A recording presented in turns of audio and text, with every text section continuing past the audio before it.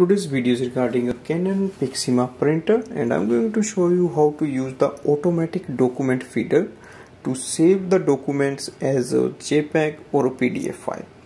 Now make sure your printer is having a ADF section, which you can see on the top here, and we can place multiple pages for scanning.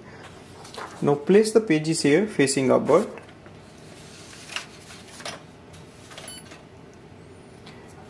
Make sure your printer is connected with any device, iPhone, laptop, computer, using wireless method or a USB data cable. Now open the Canon Print app if you are using a mobile, and you will see in the app section it says scan. So click on the scan button. You can change the settings if you want, otherwise you can simply click on the scan button and then click on the scan button.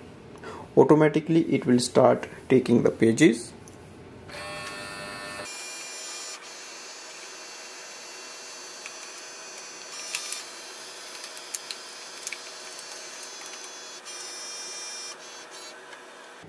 So here we can see it has finished the scanning of all the pages and it has transferred the scan here. Next thing is to save it. So click on the share button. You get two options, JPEG and PDF. If we select PDF, it will be a single file saved and all the documents will be in the one single file. If you use the JPEG, it will be all files saved separately. So first I'm going to show you the JPEG, and select any location you want. Save to files. That is the Canon print, so it is saved there, and it will be 2 items as it says here. So click on the save button. Again I'm going to save it as a PDF, so use as a PDF, save to files.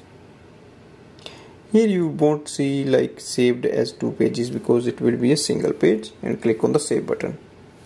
And to check that, we will go back. To check those scanned items, click on the document print section. Click on the documents.